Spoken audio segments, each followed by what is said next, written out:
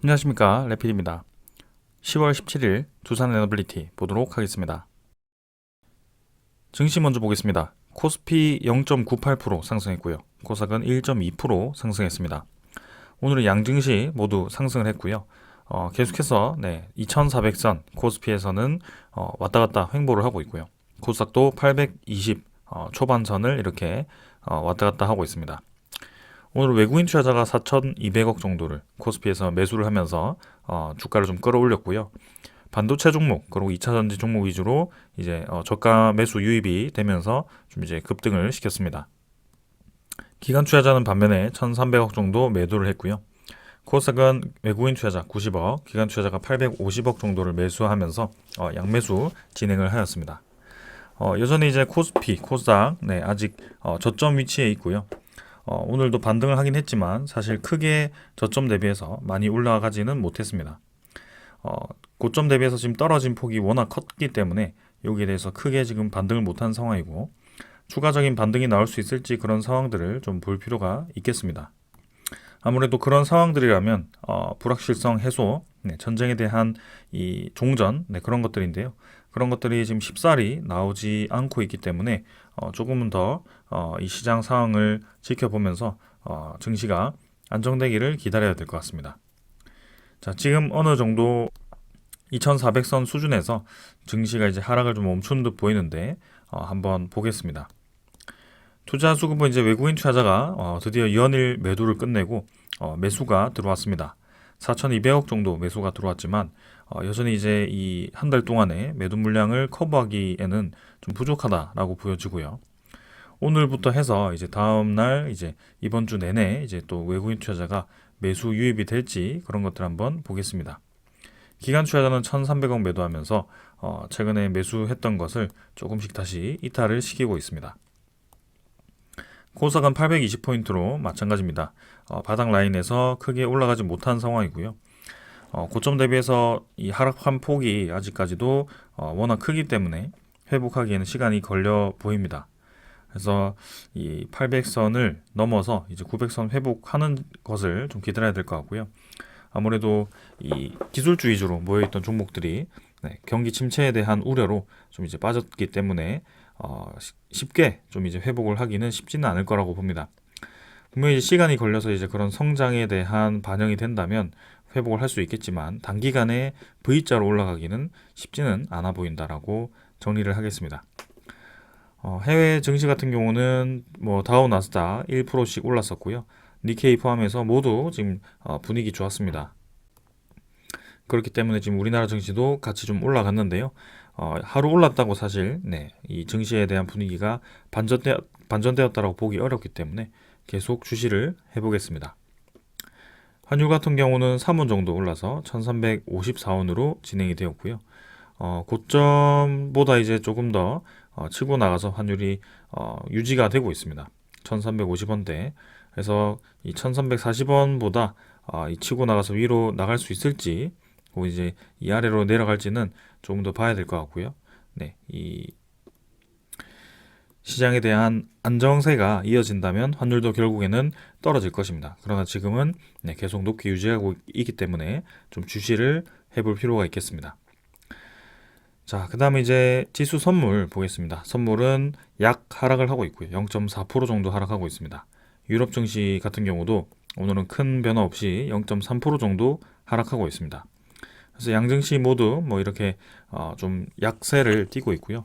여전히 이제 이 세계 정세가 되지 않았기 때문에 거기에 대해서 이 증시가 관망을 하고 있다라고 보시면 되겠습니다. 그래서 회복하기 위한 그런 지표들이 하나 둘씩 좀 좋은 지표들이 나와야 하는데요. 그런 상황들을 좀 천천히 지켜봐야 될 것 같습니다.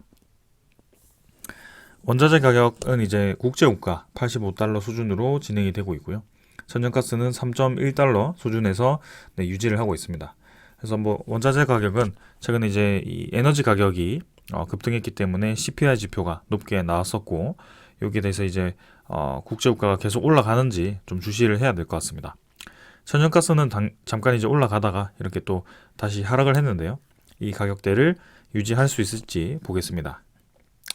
자, 그 다음 이제 채권이고요. 채권 금리는 4.76%로 조금 높게 유지되고 있습니다. 어제보다 훨씬 또 올라와서 이렇게 전고점 수준까지 또 이 환율이 국채 금리가 올라온 상황이고요. 불확실성이 가속되고 시장의 이 시장 금리가 올라가다 보면은 결국에는 기준 금리에 대한 상승도 압박이 될 수밖에 없습니다. 그래서 이 10년물 국채 금리가 지금 계속 치솟고 있는데 이 상황에 대해서 좀 어떤 해결책이 있을지, 기준 금리가 어떻게 반응을 할지 그런 것들을 한번 보겠습니다. 그래서 오늘 시장 상황은 뭐 큰 변화 없었기 때문에 이 정도로 가볍게 보고 좀 넘어가도록 하고요. 종목으로 넘어가도록 하겠습니다. 두산 에너빌리티 보겠습니다. 오늘 20원 하락해서 0.1% 하락했고요. 14,270원으로 마무리가 되었습니다. 자, 오늘 장 초반에 분위기가 좋게 또 이제 상승을 하다가 마지막으로 갈수록 이제 하락세로 이렇게 마무리가 되었고요. 결국 거의 보합 수준으로 진행이 되었습니다. 시간의 거래는 크게 뭐 많은 물량 없었고요. 동일하게 14,270원으로 진행이 되었습니다. 오늘 거래량은 340만 주로 마무리가 되었고요. 4일 연속 지금 하락을 하였고 사실 10월 달 그리고 9월 말 9월 18일부터 해서는 줄곧 지금 주가가 눌러지고 있는 상황입니다. 자, 그래서 이런 분위기 반전에 대해서 좀 이제 기다리고 있는 상황이고 그런 외국인 투자자, 기관 투자자에 대한 수급과 그다음에 그런 이 특정한 날짜 기준, 옵션 파생 상품 기준으로 그런 수급이 변하는 것을 주목해야 된다라고 말씀을 드렸고요. 거기에 이어서 지금 이제 증시 전체 분위기가 하락했다는 점, 코스피가 고점 대비 지금 10% 가까이 하락한 시점에서 두산 에너빌리티도 그런 상황을 지금 이기지 못하고 눌러진 상황이다. 거기에 이제 분식 회계라는 그런 의도적인지 의도적이지 않은지는 모르겠지만 결국에는 그런 이슈를 띄우면서 주가를 추가적으로 눌리는 모습이었고요. 좀 이렇게 아쉽게도 오랫동안 지켜오던 그런 저점 라인을 깨면서까지 진행을 하고 있습니다. 자, 그러나 뭐 추가적인 큰 하락은 없었고요. 여기서 이제 이틀 정도 횡보를 했는데 내일 정도 해서 그리고 이번 주 정도 해서 또 이렇게 바닥 라인을 형성을 한다면 큰 문제는 없을 거라고 보고 있습니다. 코스피가 오늘 반등을 했음에도 불구하고 이 두산 에너빌리티가 올라가지 못한 것에 대해서 너무 크게 우리가 의미 부여할 필요는 없을 것 같고요. 지금 관련 종목들이 크게 힘을 못 받은 상태이기 때문에 두산 에너빌리티도 오늘 뭐 큰 움직임 없이 진행이 되었습니다.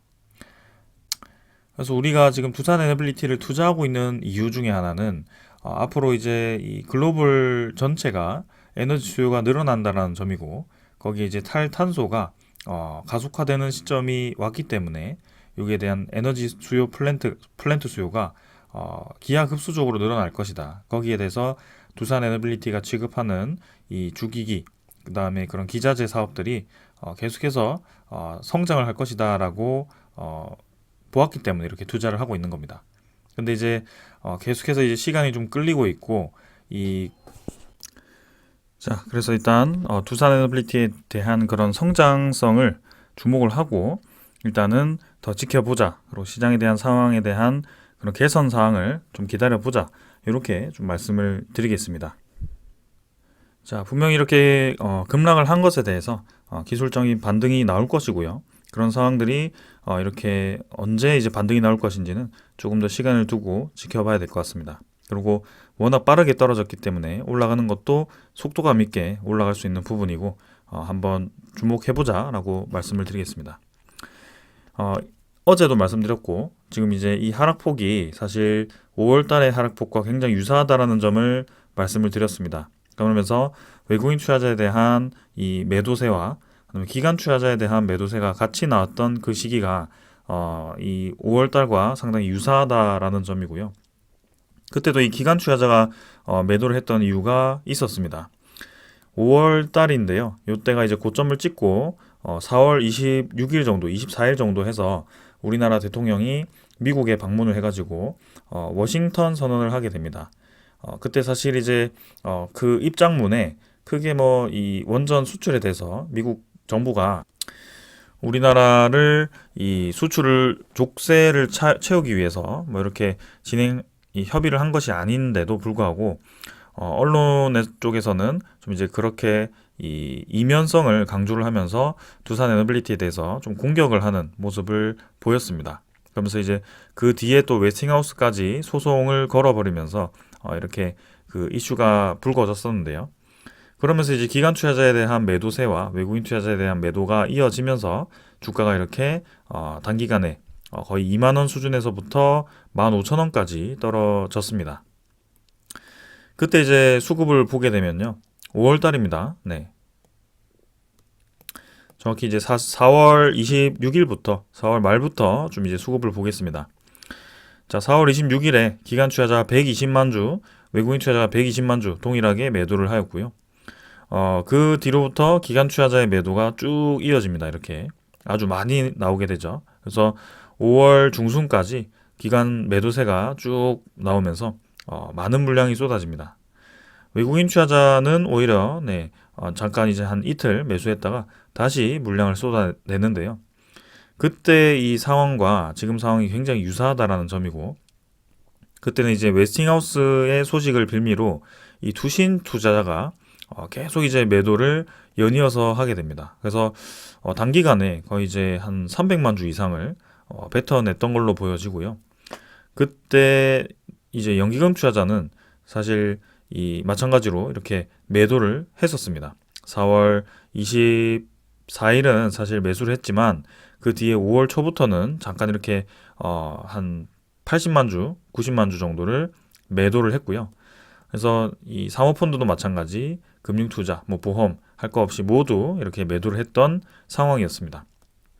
자, 그래서 분명히 이제 웨스팅하우스에 대한 소송은 좋지 않은 이 소식이었지만, 그러면 이제 좋지 않을 거면 끝까지 좋지 않아야죠. 근데 이상한 것은 이제 소송이 해결되지도 않았고 그렇게 이제 상황이 딱히 개선된 것도 없었는데 5월 이 옵션 만기일까요? 네, 그 이후부터 해가지고 외국인에 대한 매수세가 갑자기 들어오게 됩니다. 그래서 공매도 잔고도 이때 급증을 했다가 이 특정 기점을 기준으로 해서 공매도 잔고가 급감을 하게 되면서 이렇게 외국인 투자자의 매수세가 붙으면서 주가가 갑자기 올라가게 되고요. 오히려 그 전 고점보다 더 높은 이 피크를 찍으면서 올라갑니다. 그리고 그 올라갈 당시에는 사실 뭐 기관 투자자가 크게 매수는 없었는데요.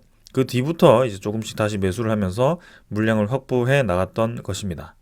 근데 이번에도 보시면 결국에는 기관 투자자가 오늘도 57만 주 매도를 했고요. 외국인 투자자는 11만 주를 매수를 했습니다. 제가 주목하는 것은 이 기관 투자자에 대한 매도세가 이 분식 회계였는지, 혹은 이제 10월 12일자의 옵션 만기 기준으로 해서 그런 파생 상품 기준으로 해서 물량을 쏟아내는 것인지, 그런 것들을 좀 보고 있습니다. 그래서 마찬가지로 오늘도 투신이 34만 주를 뱉어냈고요. 10월 13일에도 35만 주, 36만 주 이렇게 뱉어내면서 아주 공격적인 매도를 하고 있고요. 연기금 투자자도 지금 이제 오늘 8만 3천 주를 이어서 뱉으면서 추가적인 매도를 했습니다. 그러나 한 4일 정도 바짝 매도하고는 지금 이제 물량을 좀 줄였는데, 이 이후부터는 매도 물량이 더 줄어서 진행이 될지 지켜보겠습니다. 그리고 이제 투신 투자자 같은 경우는 추가적인 매도 물량이 나올 수도 있다라고 봅니다. 그래서 이전에 웨스팅하우스 소송 때도 그렇게 물량을 쏟아냈기 때문에 이번에도 이제 그런 분식 회계 같은 소식이 나왔을 때 당연히 뭐 리스크 차원에서 이렇게 물량을 쏟아낼 거라고 보고 있습니다. 그래서 투신 투자라는 것이 투자 신탁이거든요.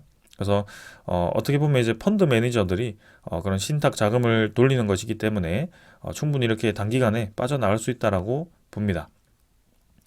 자, 그러면 이렇게 이제 기관 투자자에 대한 매도가 지금은 뭐 크게 우리가 우려할 만한 수준인가라고 생각했을 때 저는 아니라고 보고 있고요. 그런 이 회계 위반 그 소식이 결국에는 잘 끝날 거라고 저는 생각하고 있고, 이 10월 19일에 3차, 그 다음에 11월 초까지 그 소식이 좀 이어져야 되겠지만, 이 투신 투자자 단기 물량을 끝내고, 그 다음에 연기금 투자자의 매도 물량이 멎어들고 나면은 사실 뭐 큰 이 매도가 나올 수 있는 수급은 없다라고 보고 있습니다. 그리고 오히려 그 이 외국인 투자자 같은 경우는 10월 13일 이 금요일 이후부터는 다시 매수로 접근을 하고 있다는 점이고요. 옵션 만기 기준으로 그 옵션 만기가 끝나는 금요일까지 매도를 끝내고 지금 이제 매수를 이틀 정도 진행을 하고 있습니다. 이 부분을 제가 주목을 하고 있고, 이때 이제 공매도 잔고가 또 이제 다시 상환이 되는 방향으로 진행이 되는지 그런 것들도 좀 살펴보고 있습니다. 자, 그래서 외국인 투자자 같은 경우는 두산 에너빌리티를 정말 이제 매도하기 위해서 두산 에너빌리티 주가를 눌리기 위해서 공매도를 계속 쌓아간다라기보다는 특정한 이 옵션 파생 상품 기준으로 해서 그 물량을 계속 회전시키고 있다라는 것을 제가 이전부터 많이 느껴왔고요. 그리고 특히 다음 달에는 두산 에너빌리티가 이제 이 MSCI 비중이 증가할지 줄어들지는 모르겠지만 이 11월 달은 MSCI 반기 리밸런싱이 있는 날입니다. 그래서 그때를 기준으로 해서 또 이제 모건 스탠리의 그 물량 회전이 또 이제 나타날 수 있기 때문에 지금 이제 이 공매도 물량을 바짝 채우고 다시 상환하지 않을까라는 생각이었고요. 10월 13일자로 또 보시면은 1260만 주로 공매도 잔고를 또 이렇게 줄여버립니다. 그래서 10월 11일에서 10월 12일까지는 공매도를 마지막에 300만 주가량 이렇게 확 늘리면서 진행했다가 이제 옵션 만기 끝나고 나니 금요일에는 공매도 물량을 90만 주 정도, 200만 주 가까이를 줄이면서 또 진행을 하였습니다. 자, 그리고 10월 16일자로도 이제 외국인 투자자에 대한 추가 매수가 있었기 때문에 또 이 10월 16일 기준으로 해서 공매도 잔고가 줄어들 가능성이 높아 보입니다. 오늘도 25만 주가 일 거래가 진행이 되었는데요. 전체 거래량 340만 주 대비하면 사실 한 7% 정도 수준입니다. 그래서 공매도 비율이 뭐 드라마틱하게 아주 낮다라고 보기는 어렵지만 확실히 이전에 공매도를 활발하게 치던 그 움직임과는 좀 이제 차이가 있다라는 점입니다. 그래서 외국인 투자자가 이제 본격적인 이 공매도 상환을 또 시작할지 그런 것들을 한번 계속 주시해 보는 것도 좋겠습니다. 오늘도 공매도 비율은 7%였고요. 어제도 4% 수준. 그래서 최근에 확실히 10월 13일까지 공매도 비율이 높았다가 조금 이제 이 10월 16일부터 이번 주부터 좀 이제 비율이 줄어드는 모습을 볼 수가 있습니다. 대차장고는 체결이 17만 주였고요. 상환이 10만 1000주 정도 돼가지고 체결이 한 16만 주 정도 많았습니다. 그래서 16일, 13일 뭐 이렇게 계속 이제 100만 주씩 대차장고를 채워 넣다가 이제 17일자로 해서 대차장고가 지금 크게 늘지 않았는데요. 12일에도 뭐 이렇게 크게 늘지 않았던 적이 있기 때문에 조금 더 봐야 되겠습니다. 그러나 공매도 잔고가 이제 좀 줄어들기 시작한다면 대차장고도 더 이상 늘어나지 않고 좀 줄어드는 방향으로 진행이 되지 않을까 싶습니다.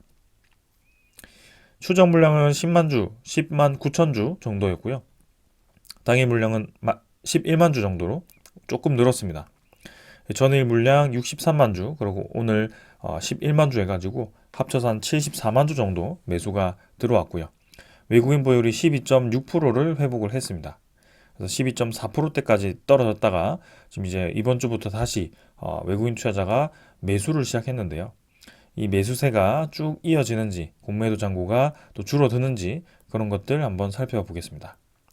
아직까지는 모건 스탠리라든지 이 JP 모건이 직접적인 매수를 하고 있지는 않습니다. 그러나 분명히 이제 신한증권 쪽으로 매수가 들어왔는데도 이렇게 전날에 매수했던 것을 집계해 보면 23만 주가 또 모건 스탠리에서부터 매수가 들어왔습니다. 그래서 이런 것들을 보면 또 이제 모건서울이 다시 두산 에너빌리티에 대한 공매도 잔고를 줄이면서 매수를 또 시작했다라고 볼 수가 있겠습니다.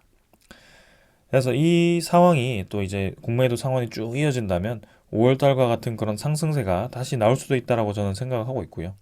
거기에 증시 분위기까지 개선이 좀 된다면 그동안 급락했던 부분이 어느 정도 만회가 될 거라고 보고 있습니다. 그리고 기관 투자자에 대한 그런 리스크 관리 차원의 단기 물량 매도는 크게 많이 나올 것 같지는 않고요. 네, 투신 투자자로부터 좀 더 나올 수도 있지만 이전에도 보았듯이 끝까지 두산 에너빌리티 주가를 계속 내리기 위해서 노력하는 수급은 없다라는 점입니다. 그래서 저는 기사를 띄우면서 좀 주가를 계속 조정을 하려고 하는 이 세력이 있는 것인지 혹은 이제 두산 에너빌리티가 이제 좀 이제 이 과거에 남겨놓았던 그런 이 불미스러운 상황들을 해결해가는 과정인지 일단 조금 더 시간이 필요한 것은 사실인 것 같습니다. 그래서 10월 말에는 좀 좋은 소식들이 나오기를 기다리고 있기 때문에 차분히 한번 기다려 보도록 하고요. 뭐 11월 초반까지 이 회계 위반에 대한 소식이 나올 것 같죠. 그래서 결론이 날 것 같고 큰 문제 없을 거라고 보고 계속 한번 투자를 해보겠습니다. 자, 기술적인 부분들은 이 정도로 해서 마무리를 하고요. 이제 종목 소식 전해드리도록 하겠습니다. 먼저 전해드릴 소식은요. 두산 에너빌리티에 대한 이 NH증권에서 다시 한번 리포트를 냈습니다. 그래서 회계 처리 논란에도 중장기 수주 확대가 기대된다라는 리포트를 냈고요. 내용을 좀 보시면 한국 수력 원자력과 루마니아의 그런 수주로 이 에너지 시장이 지각 변동을 하면서 중장기적으로 긍정적인 영향을 미칠 것이다라고 얘기를 했습니다. 최근에 이제 루마니아 쪽에서 한수원이 이제 1조 가까이의 수주를 할 것으로 거의 확정지었죠. 그래서 거기에서 두산 에너빌리티 몫이 사실 뭐 그리 크지는 않을 수도 있습니다. 그러나 분명히 이제 이 이집트 원전 이후에 지금 이렇게 우리나라가 의미 있는 수주를 했다라는 점에서 중요한 포인트인 것 같고요. 이제 줄줄이 이어지는 그런 폴란드 원전, 체코 원전, UAE 원전, 사우디 원전 등 네, 단기간에 이제 수주를 바라볼 수 있는 그런 프로젝트들이 곧 이제 마무리를 지을 거기 때문에 우리나라가 유리한 이 고지를 또 선점할 수 있다라는 기대감을 가지고 있습니다. 그리고 이제 추가적인 내용을 보면 이제 최근에 계속 이슈로 불거지는 그런 이제 금융감독원의 감리죠. 그래서 두산 에너빌리티가 일부 손실에 대한 내용을 파악했는데도 손실을 적기에 반영하지 않았다라는 이유로 지금 이제 이 분식 회계라는 기사까지 띄우면서 좀 그렇게 과하게 공격을 하고 있습니다. 그러나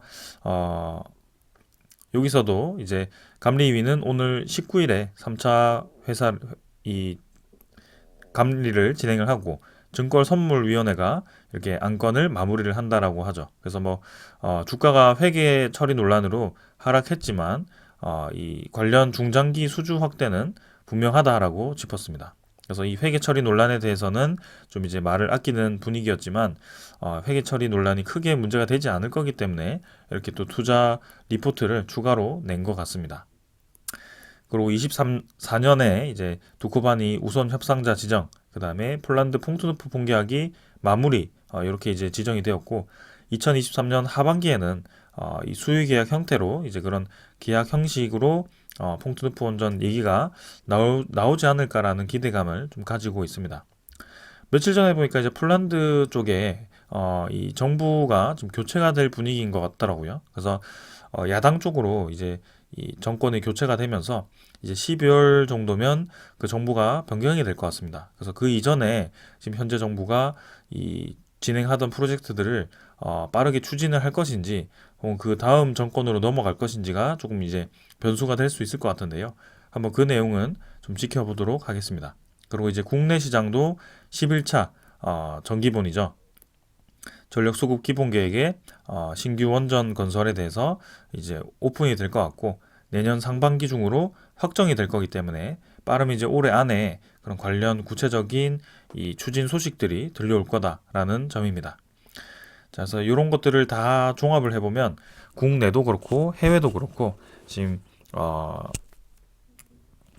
원자력 쪽만 주목을 하더라도 두산 에너빌리티가 확실히 이 힘을 받을 거다라는 리포트고요. 사실 저기에는 SMR이라든지 가스터빈이라든지 그다음에 해상풍력 관련한 소식은 없었습니다. 자, 해상풍력은 이제 어제 또 이제 자회사 두산 지오 솔루션이죠. 네, 그렇게 이제 설립을 한다라고 하는데요. 여기에 대해서 이제 물적 분할이라는 얘기를 하시는 분들이 많습니다. 그래서 조금 다른 개념이긴 하지만 LG 에너지 솔루션을 예를 들자면요. LG 에너지 솔루션이 상장되기 전에 LG 화학에서 이 2차 전지에 대한 사업을 영위하고 있었습니다. 그런데 LG 화학에서 이 LG 에너지 솔루션을 설립을 할 때 당시를 보게 되면 이 2차 전지 관련해서 굉장히 주목을 받았고 그 2차 전지 때문에 LG 화학이 굉장히 주가가 많이 올라갔던 시점이었고요. 그리고 이 2차 전지 관련한 이 기대감이 상당히 컸습니다. 그리고 물적 분할을 진행하면서 이제 LG 에너지솔루션을 상장을 시키는데요, 바로. 그래서 그렇기 때문에 조금 더 이 LG화학이 피해를 본 게 아닌가 싶습니다. 근데 이제 두산 에너빌리티 같은 경우를 보게 되면 아직까지도 이 신재생 에너지에 대해서 두산 에너빌리티가 매출 비중이 큰 상태는 아닙니다. 그리고 분명히 이제 시장에 대한 기대감이 있지만 이 수주량이 확실히 지금 많은 것도 아닙니다. 그래서 아직 그 두산 에너빌리티의 매출 비중 그리고 수주 기대 비중에서 이 해상풍력에 대한 비중이 낮은 편이거든요. 그런 상태에서 지금 어떻게 보면 이제 물적 분할이라고도 할 수 있는 그런 자회사 설립을 하게 됩니다. 물적 분할에 대해서 좀 헷갈리시는 분들은 우리 주주가 이제 두산 에너빌리티 주주가 두산 에너빌리티 이 비중을 보면 대주주가 한 40%, 그다음에 연기금이 한 7%, 그다음에 개인이 뭐 몇십 프로 네, 이렇게 가지고 있겠죠. 근데 그거를 이 자회사 설립할 때도 그대로 가져가는 것이 아니라 두산 에너빌리티 100%를 가지게 되는 그런 자회사를 설립하는 것을 이제 좀 물적 분할의 개념이라고 볼 수 있는데요. 근데 이 LG 에너지 솔루션과 좀 다른 것은 이 상장을 바로 시키는 것이 아니고 지금 두산 에너빌리티가 100%를 가지게 됨으로써 그 아래에서 이제 매출을 인식시킬 수 있는 구조로 지금 형성이 된 것입니다. 어떻게 보면 이제 두산 에너빌리티 아래에 지금 이제 여러 가지 계열사들을 다시 만들고 있는 상황인데요. 분명히 이제 때가 되면 그런 기업들을 하나씩 상장을 시키겠죠. 어떻게 보면 이제 두산 로보틱스와 같다라고 보시면 되겠는데요.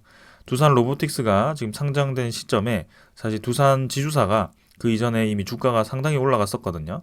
그래서 그런 상장에 대한 기대감, 그리고 두산 로보틱스가 상장 추진을 하기 전에 그런 로봇에 대한 매출이 두산 지주사로 인식이 되었기 때문에 두산 로보틱스를 투자하기 위해서는 두산으로 투자를 했어야 되는 상황입니다.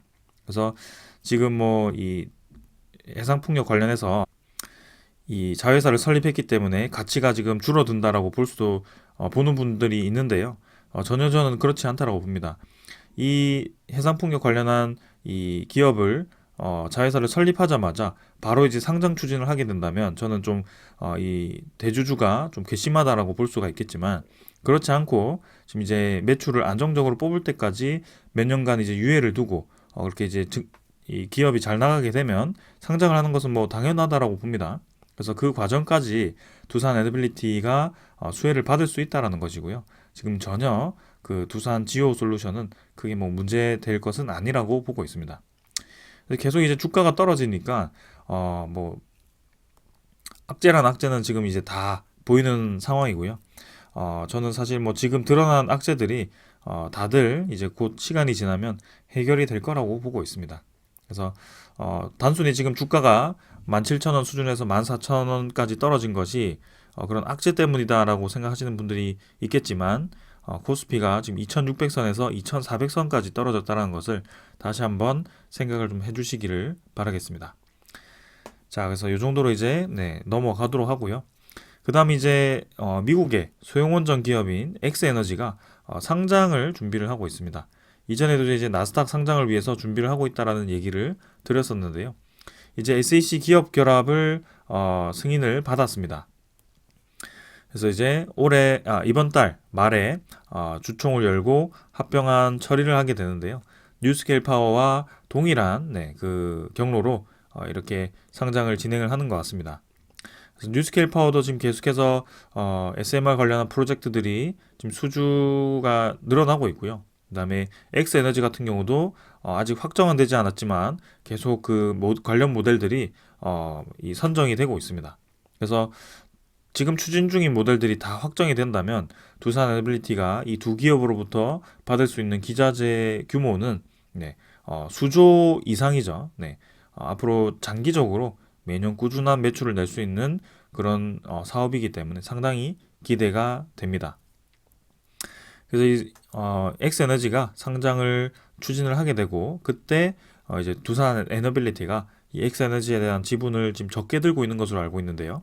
거기서 추가적인 지분 투자를 단행을 할지 그런 것들 한번 주목을 해보겠습니다.